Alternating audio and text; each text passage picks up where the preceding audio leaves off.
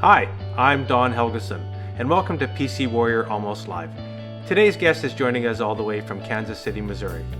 David Plunkett has been a member of the PC tribe right from the very beginning, and I'm looking forward to hearing his story. Here we go, everyone.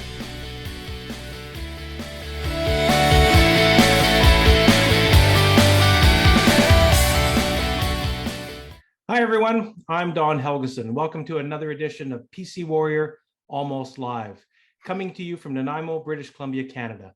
With me today is another longtime member of the PC tribe, David Plunkett. And David is coming to us from just outside of Kansas City, Missouri, or Missouri for those of us in Canada. That's how we say it. So David and I have had a couple of minutes to talk before we went live here. So we went over a few of the things about where he lives and some things about his name. And I'd love to cover all this when we're talking later on. About 3 or 4 weeks ago, David and I were speaking during a Zoom meeting. And as a side note, the Zoom meetings are a really big part of the PC tribe. And David and I rarely miss any. And one of the things I've noticed right from the very beginning about his participation is his knowledge about prostate cancer. And you're going to see why in a few minutes here because of his incredible story. But during one of the meetings, I was asking if there was anybody that was interested in joining the PC tribe almost live. And he immediately sent me a private message and said that he would like to do it. And today was the day that we managed to get together to do this. So David is 58 years old, never married, no children, and 2 half brothers. And as I said, he's living just outside of Kansas City. And one of the things I found really interesting about his story, outside of the prostate cancer, is that he did the majority of his middle schooling and high school, actually, I think maybe all of it, in Pakistan and India. And I found that was a fascinating thing, and I'd love to hear more about that as well. But to backtrack, and I don't want to take too much of the thunder of your story, is that your prostate cancer story basically starts at the age of 50, although negative results, but a few years after that, it leads us to where we are. So what I thought I might get you to do is just tell us a little bit more about yourself and your prostate cancer story. Okay. Yeah, as you mentioned, I grew up mostly overseas. We would come back to the U.S. for most of the summers and once or twice for Christmas. But I got to go places and see things and do things and meet people that is hard to do casually anymore, hard to do as a tourist, certainly. And I knew it was different at the time, and I have a lot of very fond memories from that part of the world. It is very different. Coming back to the U.S. for college was a pretty severe case of reverse culture shock. um, I was in Colorado for 12, 15 years, I guess it was, and then I moved from there to Arkansas for about 10 years, and then came up here to Kansas City, where I've been for 15 years now. And so I got most of the itch to travel satisfied when I was a kid. So once I move to a place, I tend to stay here for a while. But I've never had any health problems, even living overseas. I never came down with amoebic dysentery or anything like that. I got used to getting regular injections. And I got used to weekly medications. We used to take a pill every week against malaria. So going to the doctor was nothing unusual for me.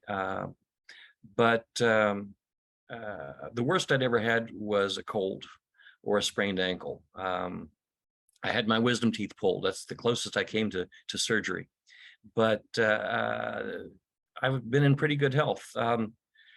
So I was doing the annual physical exams, and when I turned 50, a DRE, a digital rectal examination, was added to the list of things that were done.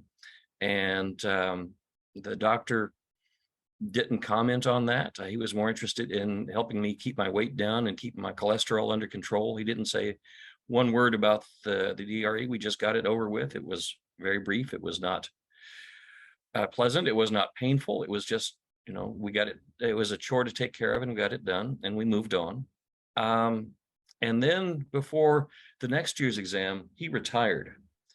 And I usually start the story like that because I procrastinated finding a new primary care physician, and that turned out to be a big mistake.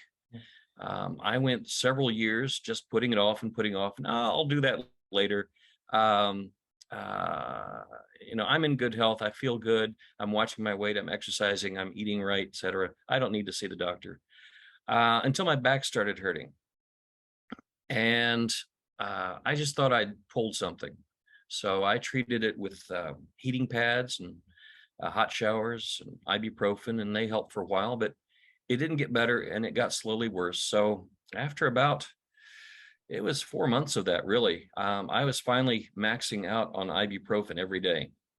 And that's bad ibuprofen is bad for your kidneys, I think. It's acetaminophen is bad for your liver primarily. But anyway, I was getting to the point that I was starting to worry that I was going to do some damage. So I finally broke down and made an appointment with a new primary care physician and went in and explained what was going on.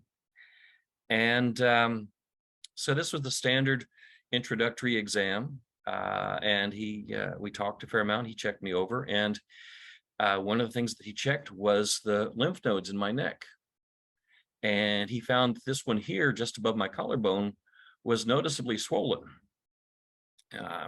I hadn't noticed it was swollen, but when he mentioned it and I felt it, I said, "Yeah, that is swollen." And I didn't notice that before. And he said, "Oh, that's my job, is to notice things like that." So right away, he sent me down the hall for an ultrasound, and we scheduled a CT scan, and we scheduled a biopsy of the lymph node to find out what was going on with that. And as part of all that, we also drew blood. And I said, "Okay, fine, we got that done. I've got my appointment set up. We'll figure out what's going on." I wasn't stressing about it. The couple days later, the results of the blood test came back, and the doctor called me and said, "Hey, I got the blood work back, and everything is, fairly normal. Cholesterol is a little higher than we'd like. You know about that already, but the PSA came back off the top of the scale." And I said, "Well, okay, how high is that?" And he said, "Well, the scale goes up to over 1400. And I knew what a PSA test was. I knew what a prostate was. A friend of my grandfather's had prostate cancer and had brachytherapy, so I knew about the seeds. But my impression of prostate cancer was that, well, it's not good, but it's easily treatable. There's lots of options. It doesn't have to be a big deal. And so, again, I wasn't really stressing. I guess the primary relief was, nothing more serious was wrong. We were still worried about this lymph node, worried about the thyroid, worried about lymphoma, lots of other things that could cause a swollen lymph node. So I told him, "Okay, we've got the biopsy coming up, and once that's done, we'll know more and we'll make plans." So I did the biopsy. And for a prostate cancer patient, having the biopsy here instead of the prostate is pretty unusual. Okay. And this was outpatient procedure. Talked to the doctor ahead of time. They, did local anesthesia. You could feel the clicks when they drew the samples. But I had never had anesthesia before, other than, dental work. So that was a new experience. But again, it was no big deal. And a couple, 3 days later, I got the report on that, and it said malignant neoplasm of the prostate. And malignant is not a word you want to hear. Yeah. A few days after that, I had an appointment with a urologist that had been set up by my primary care physician. So I had the report in hand when I went to the urologist. Plus, he had what had come from the blood tests. And so he did a DRE, and his comment was, "Yep, that's hard as a rock." Yeah, was his words, and that stuck with me. So I knew that wasn't good. And in the meanwhile, I had been doing some research. I had been doing some reading about, what do you do about prostate cancer? And I told him, "Well, okay. So what are my treatment options? I told him I'm more afraid of surgery than I am of radiation, thinking that I would like to go down the path of radiation treatment. And he stopped me right there. He said, no. He said, you're not eligible for either of those. You need to go on hormone therapy straight away and chemotherapy as soon as possible. So that derailed me a little bit. I thought I had an idea of what to expect going forward, and suddenly I didn't. Chemotherapy is a scary word. I've known some people who have been through chemotherapy, and they did not have a good time. That same afternoon was my consult with the medical oncologist. My primary care physician had set up both of those ahead of time, which in hindsight was very thoughtful of him. Most people don't have it set up that easily or that quickly. I think that was an indication of just how serious the situation was. So I took my results with me to the medical oncologist, plus the report from the urologist, and the medical oncologist was subdued, serious, and told me, yeah, this is stage 4 metastatic prostate cancer. They retested my PSA, and it had to be diluted 3 times before they could get a readable result. And so I had not only a very high PSA, but an unusually high PSA. The initial precise reading they come up with is 11,201.69. And with PSA, if over 4 is something to raise your eyebrows, over 10 is worrisome, and over 20 needs immediate action. And so I have not yet met anyone else with a PSA up in over 10,000. I have heard tell of several, but I haven't come across them yet.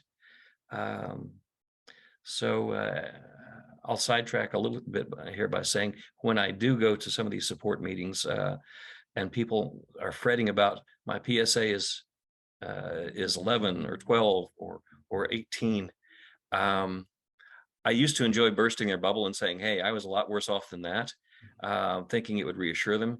In the end, it doesn't really. I do get a little bit of enjoyment from seeing people's eyebrows raise. A lot of people don't realize that PSAs can go that high. I remember when you told it the first time in a Zoom meeting, and I was, wow, I've never heard that before or again. Well, so at the diagnosis, I guess I should backtrack a little bit. This is all the same day where I had the urologist meeting and the oncologist meeting. The urologist wrote me a prescription for bicalutamide, and I took that every day for 14 days. And at the end of 14 days, I went back to him and had my first Lupron shot. And that was a 6-month strength shot. Meanwhile, the medical oncologist was saying, okay, you've got the ADT started. That's all well and good. You're going to need to have chemo.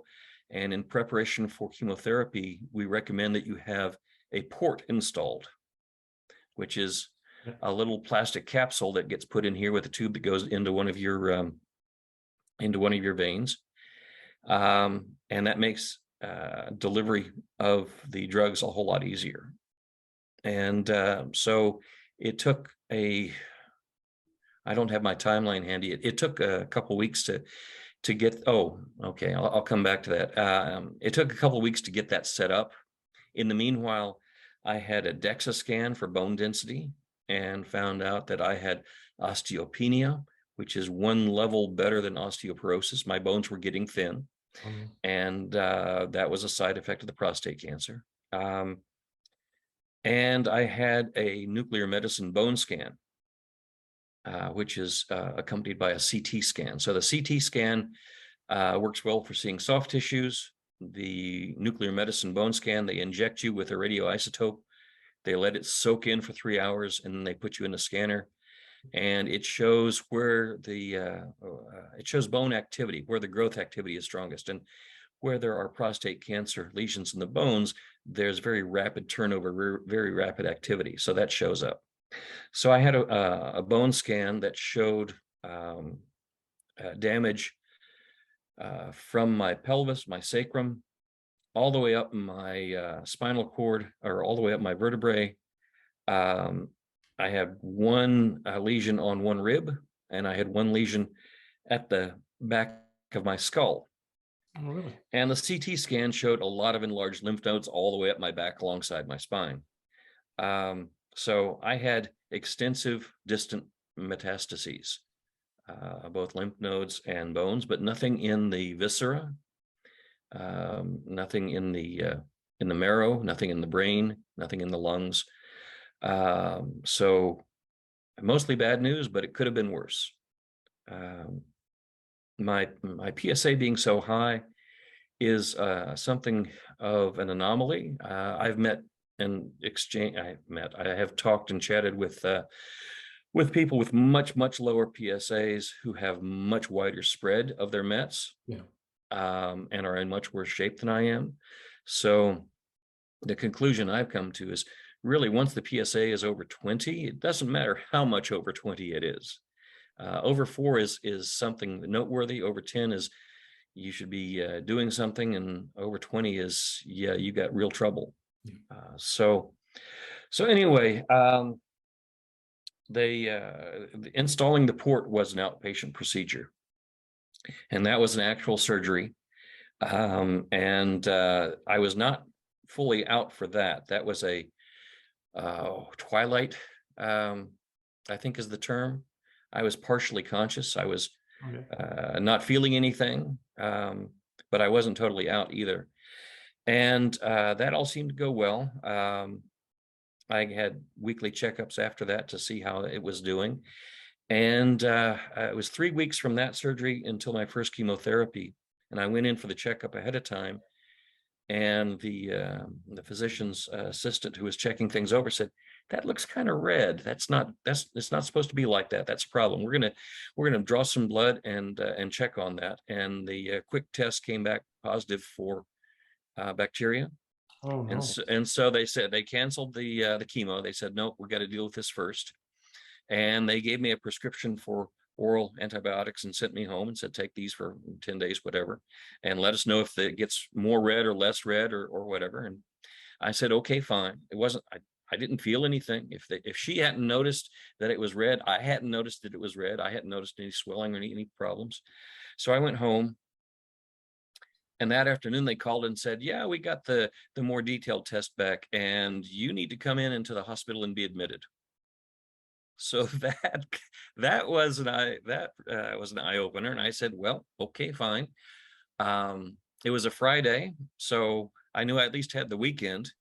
But I called and left a message at work saying, "Hey, I had taken the Friday off for the medical stuff, so I wasn't at work. But I called in and said, 'Hey, they tell me I got to come down to the hospital, and I'm hoping I'll be back at work on Monday, but maybe not. So be prepared.'"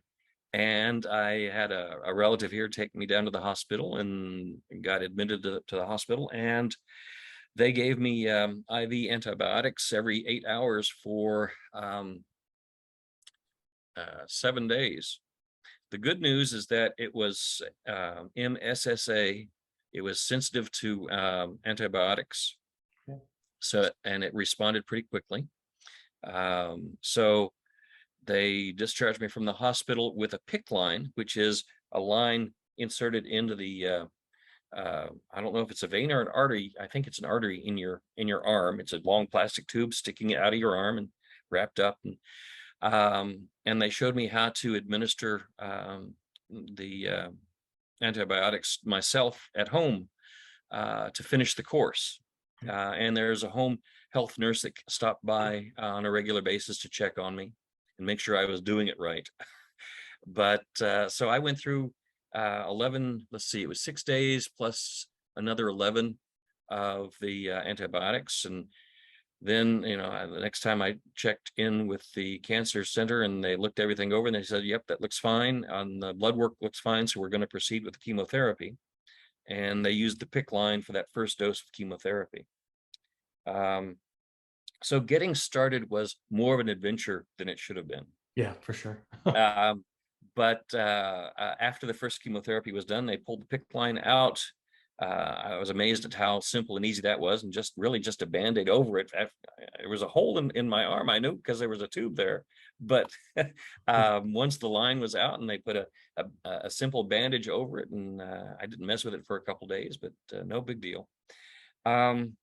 So the chemotherapy was every 3 weeks, and I had 6 sessions, and I had a lot of the normal side effects that they had warned me about. But all in all, it was not nearly as bad as I'd feared it would be. Okay. The other people that I had known who had been through chemotherapy had lung cancer and leukemia, and what I went through with my chemotherapy was much gentler than that. Okay. I did lose my hair Yeah. in several stages. The hair on my head came out in one sudden shedding event over the course of 3 days, just before my my second chemo session. Oh, wow. That's fast. And so it came out evenly, but it came out to about 80-90%. So it was very, very, very thin. And I took pictures, which I show off to people if they're ever interested. But it looked bad, and it didn't look bad, but it was different enough that I decided it would be better just to shave it all off. So I did that, and I surprised a few people by showing up with a bald head, and I got some laughs out of that as well. Yeah. But the big thing about that first set of chemotherapy that I had was taste changes.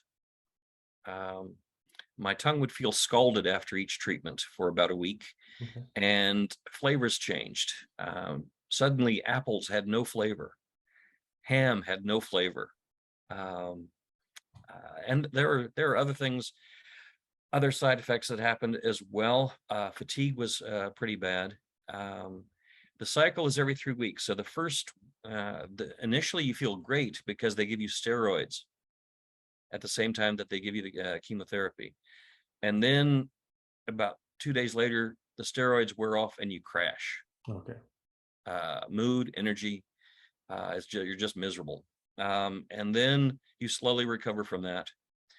So week 2 is a slow recovery. Week 3, you're almost back to normal, and then you get to repeat the cycle again. So I did 6 cycles. I was very glad not to have a 7th cycle, because after 6th, the fatigue was really a problem. I never stopped working. I was able to work through all of this, but the chemo was on Fridays, so I had the weekend to recover, and by Monday I could do what I need to do at work. Also, I finished chemo just before Thanksgiving, end of November here in the US. And so I only had a couple, 3 weeks of actual work before Christmas vacation and the time that I already planned to take off for that. So I had a pretty good recovery time without stressing at work too much. I got really good results with the combination of the ADT and the chemo. I was tested every 3 weeks for my PSA, and I had another bone scan about 4 weeks after the chemo ended, just to see what had changed. And the PSA came down to 1.5. Wow. Which, given That's where I incredible. started, was Yeah. great. It had come down below 3 by the time I had the bone scan done, and the nurse called me with results afterward and said, "I've got great news. Your PSA is 3, and the bone scan is showing no growth in the Mets." And I said, "Yeah, I saw the report online in the patient portal. It looks good to me too." So that was a very happy way to start the new year of 2020. But then my PSA was checked regularly after that, and it slowly climbed through the rest of that year, until finally it had doubled, which was the threshold for saying, okay, the Lupron is no longer having as much effect as we need it to. your PSA has doubled, so you're now officially castrate resistant, and it's time to do something else. And the next step was another layer of ADT, a drug called abiraterone. Trade name is Zytiga, and it's an oral medication. I take it every morning, along with also during the same day I take prednisone, because abiraterone messes up the production of your corticosteroids, I think they're called. Anyway, the prednisone has to replace what the Zytiga is, or the abiraterone is suppressing. Anyway, so we started that, and they also told me that, hey, you might be eligible for a clinical trial. And my ears perked up at that. And they said this clinical trial compares the results of people who start taking abiraterone and people who not only take abiraterone but also have cabazitaxel as another chemotherapy.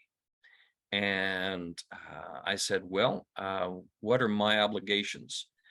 If we decide to do something different in the future, does that, or am I prevented from doing something different in the future? Am I committed to this one course of action, or whatever? They said, no, this is just a tracking trial. And if you need to do something different, you're perfectly free to do so. So with that in mind, I said, yep, sign me up, because I'm not going to be doing anything different. And if I get selected for this second part of the trial, then I might see a benefit. So we got signed up, and it turned out I was selected for the chemotherapy arm of the trial.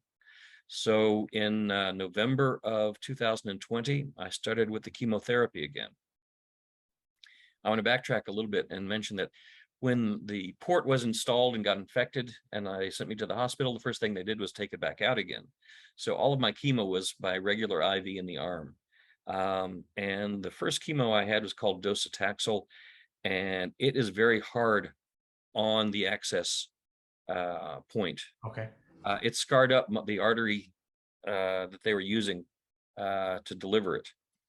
So I can't use that particular location in my red elbow for blood draws or chemo or anything like that anymore. The good news is that I still had good access in my left arm. Okay. So the second set of chemo was in my left arm, and that all went pretty smoothly. The side effects were, they started a little earlier. Some of them were less, some of them were more. I did 6 cycles, and again, I was very happy not to do a 7th, but I got through it. Yeah. I got even better results the second time around. By the time I finished chemo, my PSA had dropped to 0.1, and it kept dropping after that. So for the past year now, it's been down around 0.03, 0.02, 0.01, and it's been steady there. I'm still taking the abiraterone and the Lupron and regular shots, but they're doing what I need them to do. They have side effects of their own. Fatigue is bad, but it's working for now. And until things change, until I notice a problem, until my doctors notice a problem, or until my PSA rises, it's just a matter of staying the course. If my PSA does start coming up, if it hits 0.5, then it'll probably be time to see if we can arrange a PSMA Pylarify scan, and possibly a lutetium-177 Pluvicto, I think they call it now, for a therapy. But if not that, then the fallback option is another layer of ADT called Xtandi, enzalutamide. So I still have lots of options. Yeah. As I've read several places, and I mentioned it to my oncologist and got a laugh, the goal is to keep me alive until something else kills me first. With my family history, it'll probably be heart disease. One of the side effects of the ADT is that my stamina is very low. Okay. My strength is very low. I used to be a big walker, and nowadays I can walk enough to do my errands and go to the grocery shopping and things like that. But when I go out just for a plain old walk around the neighborhood, I can make it about 200 yards and make it back, and then I got to rest for a while. Okay. I can climb 3 flights of stairs and then I got to rest for a while. 2 flights I can do okay, so I can get laundry done. But 3 is a stretch, and I've been pushing at those physical limits for a while and not making any progress. So I'm kind of resigned to them. So when it comes to my story and the support groups, I'd like to try to reassure people that the chemo is not as bad as I had feared ahead of time. So if you reach the point where you need chemotherapy, it's doable and it's effective. I've met some people for whom chemotherapy was just as effective, and I've met a few for whom it was not, or they had real trouble with it. So it's not it's not for everyone, but I got really good results from it, and I'm happy about that. And I'm happy to tell people that I got those good results. Fantastic. So once I get started talking, it's hard for me to stop. David, all I can tell you is, and I know I've experienced this during the Zoom meetings, you know what you're talking about. And well, this is, I've done a lot of reading and I've done a lot of research, and I know the perils of learning from Dr. Google. But even so, one of the side effects that of the ADT that I've noticed in the past years, I am having some trouble with memory and focus and concentration. So the research that I've done, I've had to redo some of that and go back over and take better notes. And I've got the things recorded on my computer in folders that I can find again, so that when I want to look something up, I know where to go look, because I don't trust myself to remember it anymore. Yeah. Before this call, I went back and reread through my log of events of these past 2 years, because it's really easy for me to mix up what happened in the first set of chemo and the second set of chemo. Sure. I used to be really good at mental arithmetic, and I'm not anymore. And it's become noticeable. Well, like I said, so you sent me a bio, which I read over the last few days, and also what you posted on the PC Tribe as far as what your story was. You've covered it all. I have, there's a couple little things here that I want to go over with you, but okay. And like I said, so we've seen this in the Zoom meetings, and we see this from the people who join the PC Tribe. Everybody's journey is just a little bit different. Yeah. And and what I've seen with yours is, and it's we've talked to a lot of different men about this, is that you have to take charge of your own, like advocate, and you've done that. I mean, and that's one thing for all the research and that you've done. But you seem like, to me, like you're almost one step ahead at all times. So when that, like, especially with your PSA, you said, if it starts to rise again, I know I've got options. Mm-hmm. And I really liked hearing the part that I'm going to allow something else to get me first. It's not going to be prostate cancer. And that's incredible. I mean, that's a true testament to what you're doing here. Well, one thing to watch out for with something serious like this is it's really easy to turn into a hypochondriac. Yes. Every little twinge, every little ache, every little thing that gets your attention, you think, oh my goodness, is this a sign that something's going wrong in my... it's really hard to avoid getting into that mindset. And I have to keep reminding myself, hey, this is normal. You're 58 years old. You've got more than just prostate cancer to worry about. Yeah. And you touched on something else that I wanted. And so I'm in my 50s, you were in your 50s. Yeah. This is not necessarily an older guy's game. I mean, anybody can get this. And I know I just spent an afternoon with a friend who also was a prostate cancer survivor, and he had it in his 40s. And he and I both will talk to anybody about this. And tell me a bit about that. Do you share your story from beyond this with advocacy? In a limited sense, I participate in 2 online support groups, and I'm fairly active in a couple of the Facebook groups as well. But the face-to-face, what's available in my area, what I found didn't appeal to me, so I haven't gone into that very much. Building on what you said, though, I knew I was supposed to get a DRE at 50, and I did that. But it wasn't important enough to me to motivate me to find a new primary care physician the very next year. I was comfortable putting that off.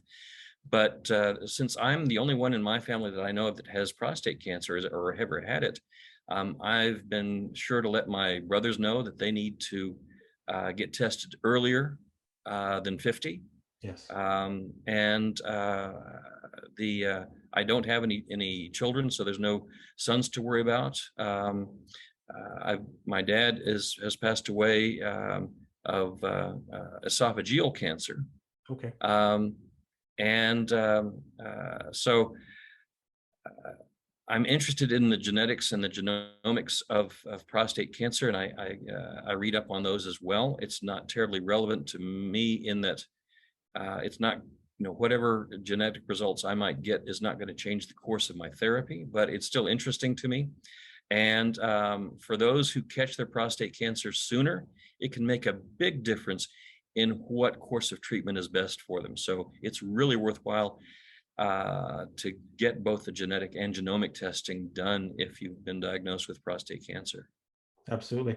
So going back to the PC tribe, Tracy Morgan's vision to be kind of like like I said, the little brother to Man Up to Cancer was a group that we had belonged to for men with cancer to just have that support. How did you end up finding the PC tribe?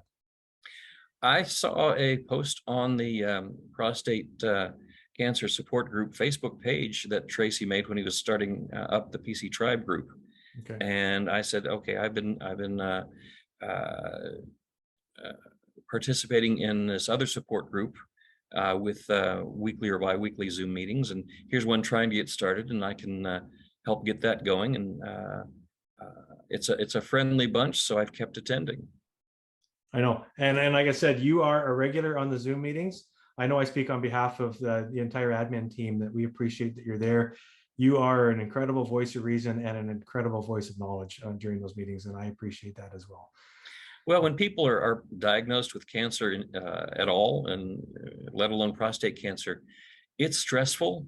Yeah. They're very anxious, and when they reach out to a support group, I think one of the most important things we do for them is reassure them that they're not alone. Yes. And there are effective treatments, and it's okay to take a breath, and we try and help them calm down and plan ahead. Once you have a treatment plan that you're executing, a lot of the stress goes away. Yes. It's the uncertainty that really gets to people, and that's something we can help make better. Yeah. Okay, I got to talk to you about a couple of your hobbies. So, okay. Like I said, I really appreciated your bio that you sent me, and so a couple of things you did not cover off, and you did say that most of my hobbies and interests are now categorized as I used to, and I get that because of it's obviously your fatigue that it cuts into an awful lot of that. But the one that really caught my eye is it used to be a sailplane pilot and an instructor. Now, is that a glider? It is a high performance glider. Okay. A fixed wing. And nowadays they come, a lot of them come with auxiliary engines, but when I did this back in the 80s and early 90s, I never got into motor gliding. It was strictly sailplanes that got towed up by another plane or launched from a winch, things like that. So I started out taking lessons, and then I got to where I could give rides, and then I got to where I could instruct, and I enjoyed that a lot. But it's not something I could continue. It's pretty expensive. Yes. Yeah. But the flying was marvelous. Yeah. Well, I think you like. There's something about that because you also talk about that you used to fly stunt kites. Yep. Yeah. Yeah. Now the story behind that is that goes back to when I was a kid.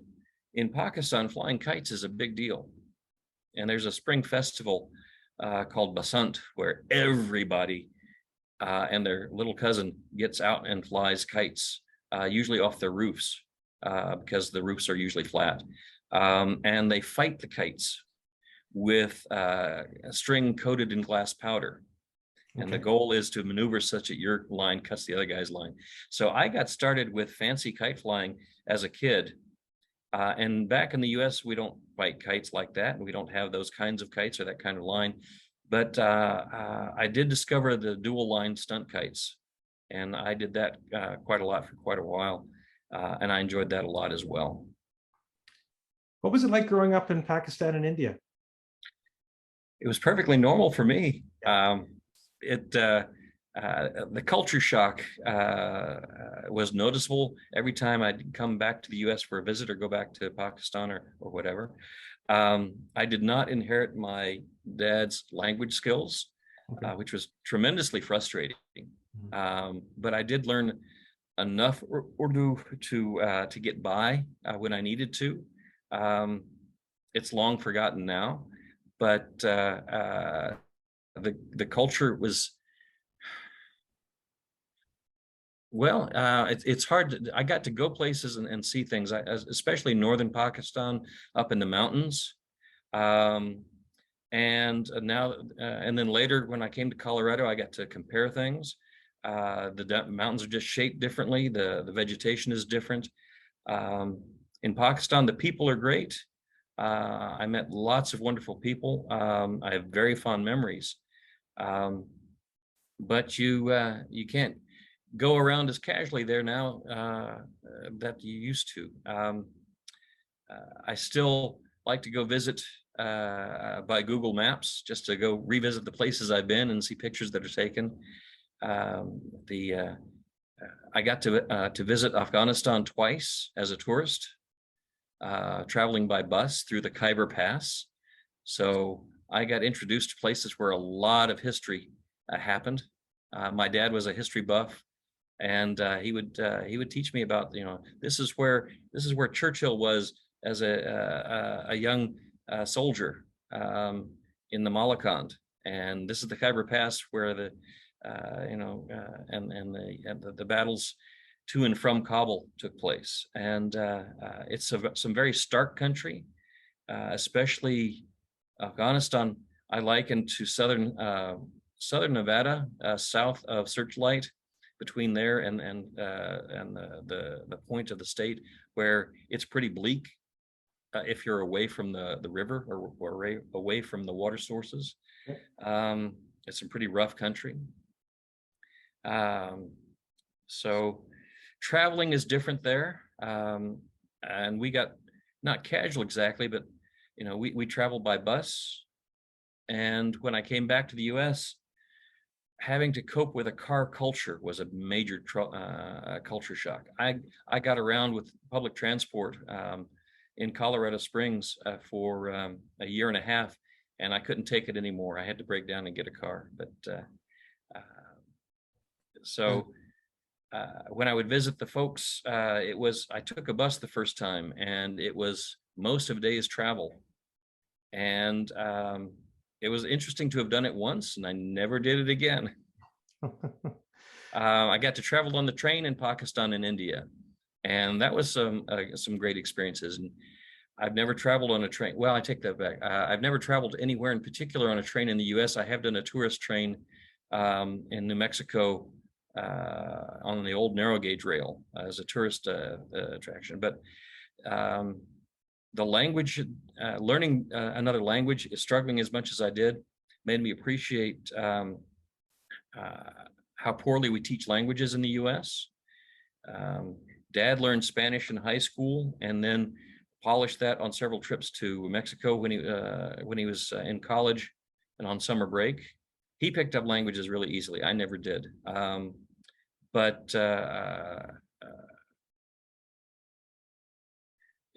he was, side note, is when we went to Pakistan and I was enrolled in the international school there in Islamabad, he said, okay, let's get you signed up for languages. And they said, well, we've got Spanish and we've got French.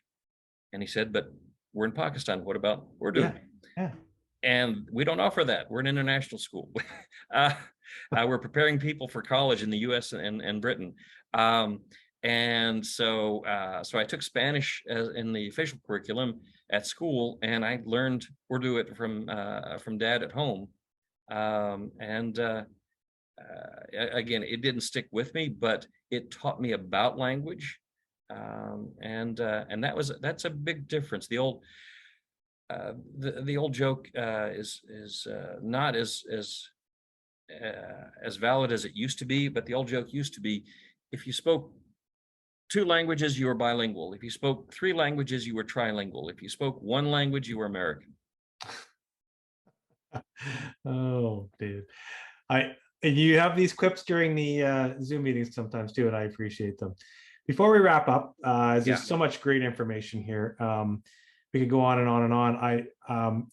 What's really stuck with me during this interview is how you say you're going to live, that prostate cancer is not going to be what takes you. So what's in the next few years for you? Like what do you see yourself doing? Well, I try to stay upbeat, especially for the support groups and the Zoom meetings. But candidly, um, I know my time is limited. Yeah. When I first was diagnosed and I started doing my research and looking up statistics for people diagnosed with metastatic prostate cancer, when I looked this up in 2019, the published stat was the 5-year survival rate was 28%. The last time I looked it up a few months ago, that stat was now up to 31%. Given where I started out, I conservatively guess that I was metastatic for at least a year before diagnosis. Yeah.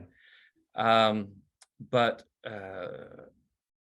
I wake up in the morning and sometimes I feel good and sometimes I don't feel so good. I have good days, I have bad days. I'm feeling pretty confident that I'll see 2023. Whether I'll see 2024, I don't know. Sometimes I feel like it'll be a cakewalk, and sometimes I'm not so sure.